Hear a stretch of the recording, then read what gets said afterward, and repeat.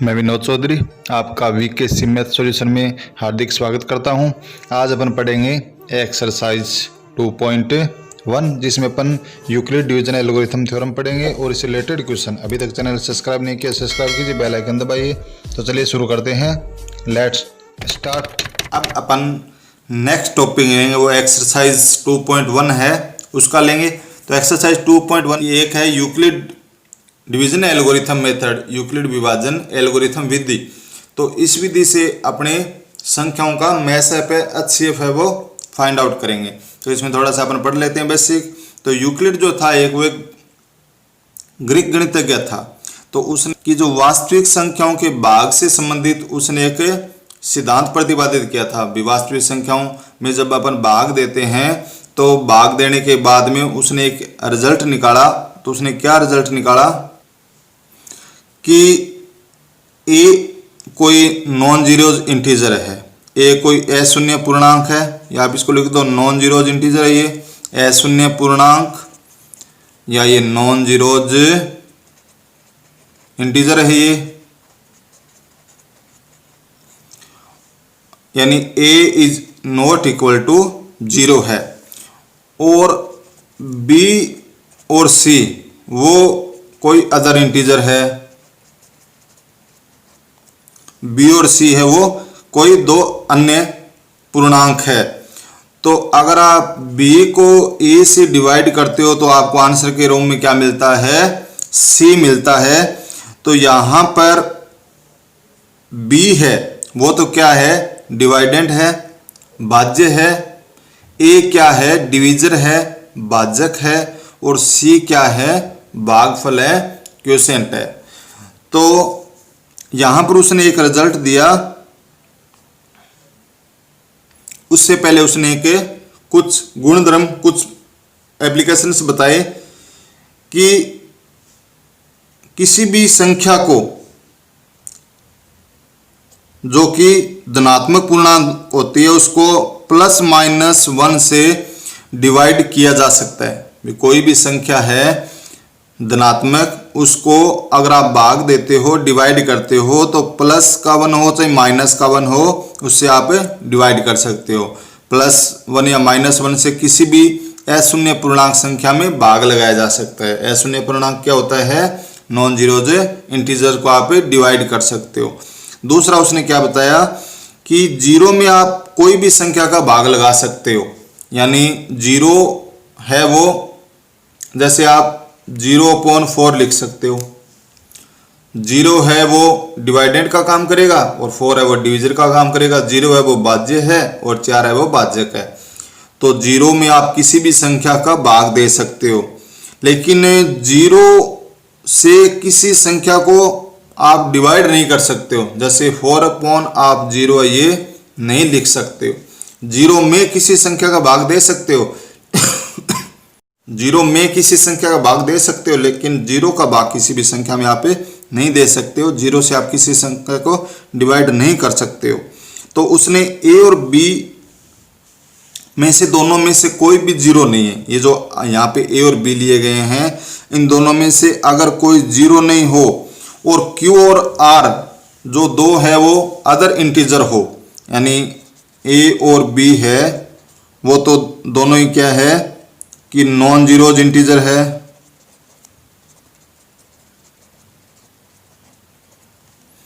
यानी ए और B is not equal to 0 वाली कंडीशन हो, और क्यू और आर वो अदर इंटीजर हो।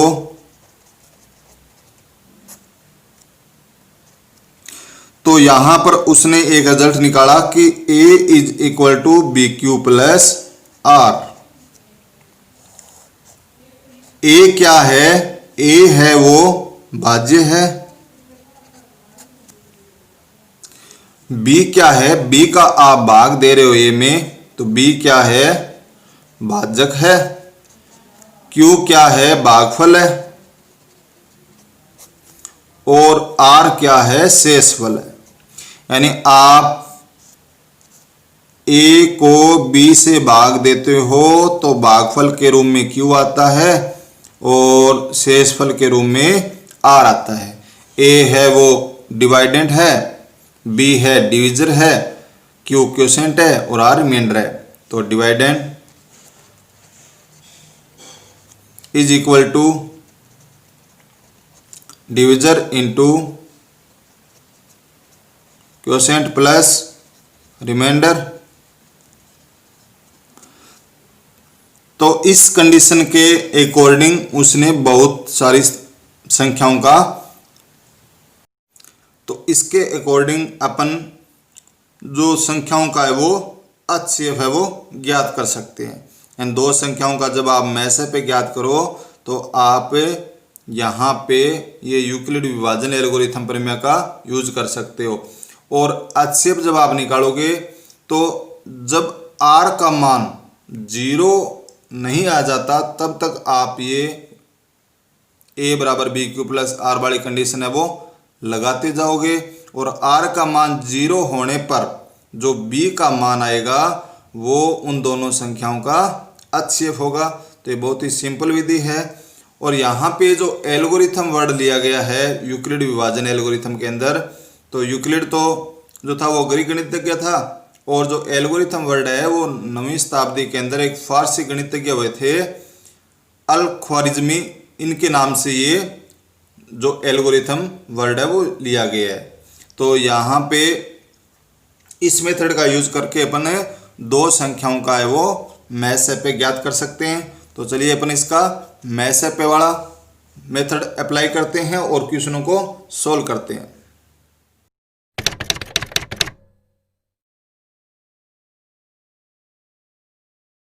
अब अपन लेते हैं एक्सरसाइज 2.1। तो इसमें अपन सबसे पहले फोर्थ क्वेश्चन लेते हैं जो कि यूक्लिड डिवीजन एल्गोरिथम पे बेस्ड है और इससे आपको HCF फाइंड आउट करना है। एग्जाम के अंदर एक क्वेश्चन आता है, 1 नंबर में देता है, एग्जाम में आया हुआ भी ये क्वेश्चन। तो यहाँ पर आपको दो संख्याओं का HCF निकालना है। आपने गुणनखंड विधि से, फैक्टर मेथड से तो आपने जो फाइंड आउट कर लिया है HCF एक्सरसाइज 2.2 के अंदर। अब आपको यूक्लिड डिवीजन एल्गोरिथम, ये मेथड का नाम आएगा। अगर एक मेथड नहीं आता है तो आप कोई भी मेथड से आप HCF फाइंड आउट कर सकते हो। तो यहाँ से आप केवल दो संख्याओं का निकाल सकते हो। अगर 3 संख्याओं का दिया हुआ है तो आपको उसी फैक्टर मेथड से करना पड़ेगा।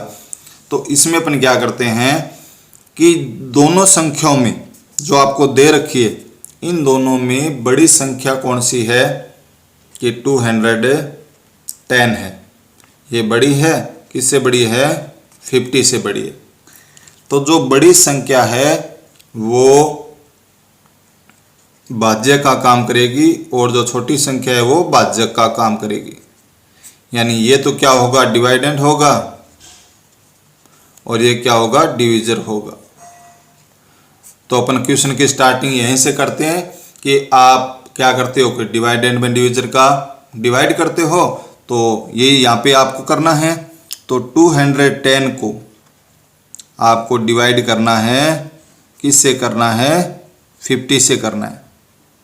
अब यहाँ पे आप ध्यान दीजिएगा कि डिवाइड है वो पूरा पूरा ऑलमोस्ट नहीं जाएगा, तो जितनी बार भी जाता है उतना आपको डिवाइड कर देना है।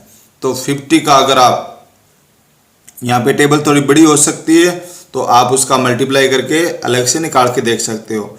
तो 50 का आप अगर 2 टाइम्स करते हो तो 110 होगा, 3 टाइम्स करते हो तो 165 होगा और 4 टाइम्स है वो ज़्यादा हो जाएगा। 4 टाइम जो है 220 है वो 210 से ग्रेटर देन हो गया। तो 3 टाइम्स कितना हो गया? 165 हो गया। तो इसमें आप इसका डिवाइड करोगे तो 165 आया 3 टाइम्स। अब इसमें से सब्ट्रैक्ट कर दोगे तो कितना रह जाएगा? 45 रह गया। अब नेक्स्ट स्टेप में क्या होगा कि जो आपके पास यहाँ पे रिमाइंडर आया है वो डिविजर का काम करेगा अब, और जो यहाँ डिविजर था वो डिवाइडेंड का काम करेगा। यानी ये अब नेक्स्ट स्टेप के अंदर भाजक बनेगा और ये 55 बनेगा भाज्य। तो आप क्या करोगे? इस 45 को किससे डिवाइड, 45 से किसको डिवाइड कर दोगे? 55 को डिवाइड करोगे। तो 55 में ये भाग है वो एक ही बार जाएगा। तो ये कितना आ गया? 45 आ गया, इसको ये माइनस करोगे तो कितना आ गया 10 आ गया। कब तक करना है ये, जब आपके पास शेषफल है वो 0 नहीं बच जाए तब तक आपको ये करना है। अब नेक्स्ट अपन क्या करेंगे, 10 से किसको डिवाइड करोगे आप 45 को, तो 10 से आप किस में भाग दोगे 45 में, तो इसमें आप भाग दोगे तो 10 का भाग कितनी बार जाएगा 4 बार 40 हो गया। तो अब कितना बचेगा, रिमाइंडर कितना रहेगा 5। अभी भी आपके पास है वो 0 नहीं आया रिमाइंडर, तो आगे और देखते हैं स्टेप। इस 5 से किसको डिवाइड करोगे, डिवाइड इस डिविजर को 10 को, तो हो गया 2 टाइम्स 10। अब ये पूरा पूरा हो गया है और रिमाइंडर कितना रह गया है 0। तो कब तक आपको ये प्रोसेस करनी है, जब आपके पास रिमाइंडर 0 नहीं आ जाए तब तक आपको ये प्रोसेस करना है। तो यहाँ पर आपके पास रिमाइंडर 0 आ गया है, तो लास्ट स्टेप के अंदर जो भाजक था, जो डिविजर था, ये वो ही क्या है इसका HCF है।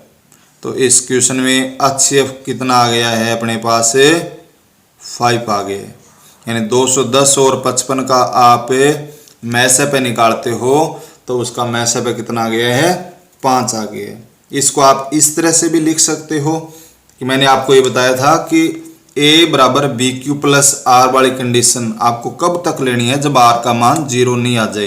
तो आपने जो सबसे पहले ये भाग दिया था उसमें A कौन था, यानी A is equal to BQ plus R वाली कंडीशन में आप इसको लिख रहे हो, तो A का मान कितना है यहाँ पर ये 210 है। B कौन सा है जिससे आप डिवाइड कर रहे हो, तो ये 55 है। Q कितनी बार भाग गया था, ये 3 बार गया था, और R कितना आया था, शेषफल कितना आया था 45 आया था। तो ये पहले वाले भाग का हो गया स्टेप। दूसरे वाला इसके लिए लिखेंगे स्टेप, इसमें अपने किसका भाग दिया 55 किसके बराबर होगा 45 का 1 से गुणा, प्लस शेषफल कितना बचा था 10 बचा था। तो यहाँ पर भी R का मान है वो 0 नहीं है, यहाँ पर भी R का मान 0 नहीं है। अब नेक्स्ट वाले स्टेप में ये 45 है, 45 के केवल क्या होगा 10 इंटू 4 प्लस ये 5, तो यहाँ पर भी R की वैल्यू क्या है 0 नहीं है। अब नेक्स्ट वाला स्टेप 10 के केवल क्या होगा 5 इंटू में 2 प्लस 0, तो ये यहाँ पर R की वैल्यू क्या आ गई है, R की वैल्यू आ गई है वो 0 आ गई है। तो R जब 0 आ जाए तो 0 आने के बाद में जो B की वैल्यू होती है, तो यहाँ पर ये क्या है B है, वो ही क्या होता है उसका HCF होता है। तो आप प्रत्येक जो आपने यहाँ पे डिवाइड किया है, जो भाग दिया है, इसके लिए A is equal to BQ plus R, इसके लिए भी ये सेम कंडीशन। तो इन चारों के लिए 4 कंडीशन लगाओगे तो 1 2 3 4, ये 4 पद हो गए हैं। तो ये A होता है भाज्य, B होता है भाजक, और Q होता है भागफल, और R होता है शेषफल। A होता है वो डिवाइडेंड होता है, B होता है वो डिविजर होता है, Q होता है क्वोशिएंट होता है, R होता है वो रिमाइंडर होता है। तो इन दोनों में से आप कोई भी करो, या चाहो तो दोनों कर सकते हो। ये करने के बाद ये वाला तो बिल्कुल इजी स्टेप है, इसमें 10 या 15 सेकंड लगेंगे आपको लिखते हुए, तो इन दोनों को आप भी यहाँ पे लिख सकते हो। तो ये था HCF निकालना यूक्लिड डिवीजन एल्गोरिथम से। अब अपन इसका लेते हैं नेक्स्ट क्वेश्चन। अब नेक्स्ट क्वेश्चन में 420 और 130 का आपको HCF निकालना है। तो यहाँ पे 420 है वो ग्रेटर देन है 130 से, तो ये A का काम करेगा और ये B का, फिर Q और R अपने को मिलेंगे। तो आप 420 में 130 का भाग दोगे, 130 का भाग देने पर 13 का 3 बार 39 या 390 हो गया, 4 बार ये से ज़्यादा हो गया, तो कितनी बार जाएगा 3 बार, तो कितना आ जाएगा 390 आ गया है। और इसमें से माइनस करोगे तो कितना बच जाएगा, ये 30 हो जाएगा। अब 30 से किसको डिवाइड करेंगे, इस पहले वाले डिविजर को 130 को, तो 30 की टेबल में 4 बार 120 हो गया, तो ये इसमें से माइनस करेंगे तो ये कितना बच गया 10 बच गया। और 10 का भाग अपन किस में देंगे 30 में देंगे, तो कितनी बार जाएगा ये 3 बार जाएगा, तो 30 हो गया ये। तो कितना बचेगा, 0 बचेगा। तो यहाँ पे लास्ट में जो आपके पास जब आपने 0 प्राप्त किया है तो जो b की वैल्यू है वो इसका HCF है। तो HCF कितना आ गया है, HCF आ गया इसका 10। और आप वो कंडीशन लिखते हो कि a is equal to B Q plus R वाली। तो पहले वाले जो डिवाइड यहाँ पे किया है ये 420 ये a है, b कौन सा है ये 130 है, q कितना है 3 है और r कितना आया था 30 आया था। तो यहाँ पर r की वैल्यू 0 नहीं है, ये फर्स्ट है। सेकंड वाले में ये 130 था, 130 को आपने किससे डिवाइड किया था, 30 से किया था। कितनी बार गया था, ये 4 बार गया था और रिमाइंडर कितना रह गया 4। तो यहाँ पर भी r की वैल्यू 0 नहीं है। नेक्स्ट वाला स्टेप जो था वो कौन है 30। तो 30 में बी क्यू, तो 10 × 3 प्लस r कितना है 0। तो यहाँ पर r की वैल्यू क्या है 0 है। तो r की वैल्यू 0 आने के बाद में जो b की वैल्यू होती है वो इसका HCF हो गया। तो ये इस क्वेश्चन का HCF कितना आ गया है 10 आ गया। इसका थर्ड क्वेश्चन, फोर्थ का थर्ड है वो 75 और 243 का आपको HCF फाइंड आउट करना है।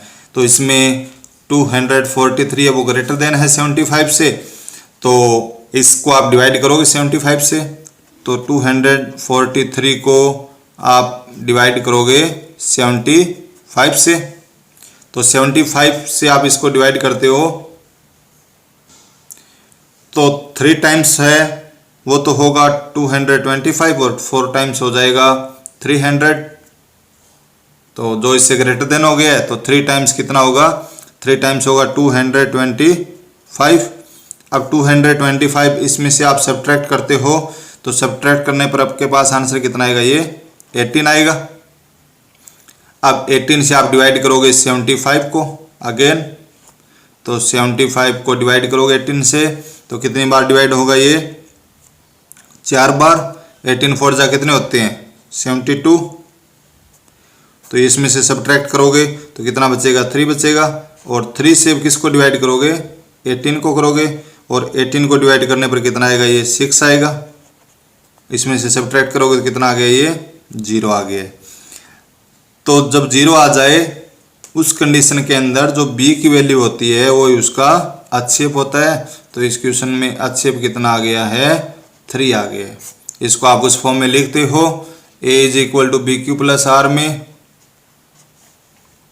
तो इसमें लिखते हो तो पहले वाले स्टेप में ये 243 है a, b कितना है 75 है, q कितना है 3 है और r कितना है 18 है।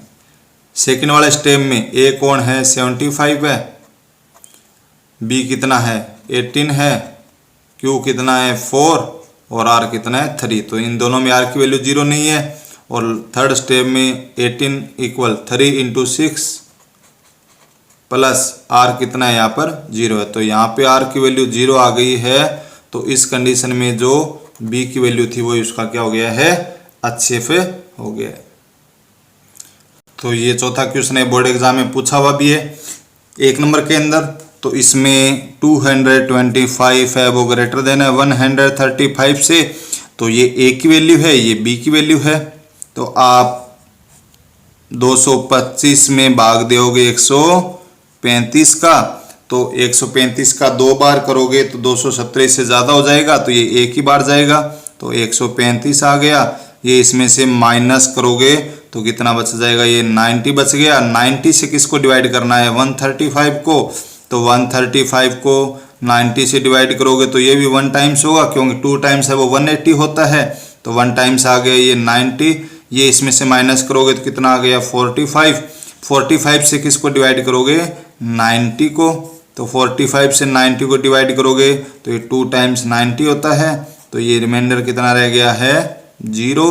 तो जब 0 रिमाइंडर आ जाए तो उस कंडीशन में जो b की वैल्यू होती है, b कितना है 45।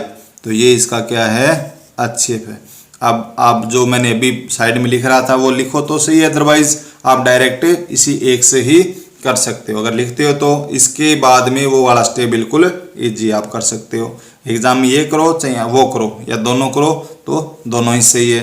अब इसके बाद अपन नेक्स्ट करते हैं। अब आगे इसका 5th क्वेश्चन है 196 और 38,220, इन दोनों का आपको HCF निकालना है। तो 38,220 अब 196 से बढ़ाए। एक बात आपको यहाँ पे ध्यान रखनी है कि आप जैसे पहले जो सिंपल डिवाइड करते हो उसमें क्या करते हो कि 196 का इसमें भाग देते हो तो पहले 3 अंक लेते हो फिर आगे लेते हो। तो इस तरह से प्रोसेस नहीं करना है आपको। जब ये डिवाइड करते हो तो एक बार में ही, चाहे वो 100 बार जाए चाहे वो 150 बार जाए, एक बार में ही कितनी बार भाग जाएगा वो आपको यहाँ पर लिखना होता है। ये नहीं है कि 382 को आप भाग दोगे फिर आगे वाला अंक उतारोगे।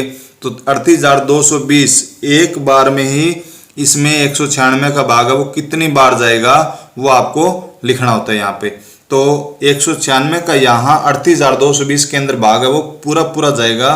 तो 196 का इसमें भाग है वो 195 से अगर आप इन दोनों का गुणा करते हो 196 और 195 का, तो 38,220 है ये पूरा पूरा आता है।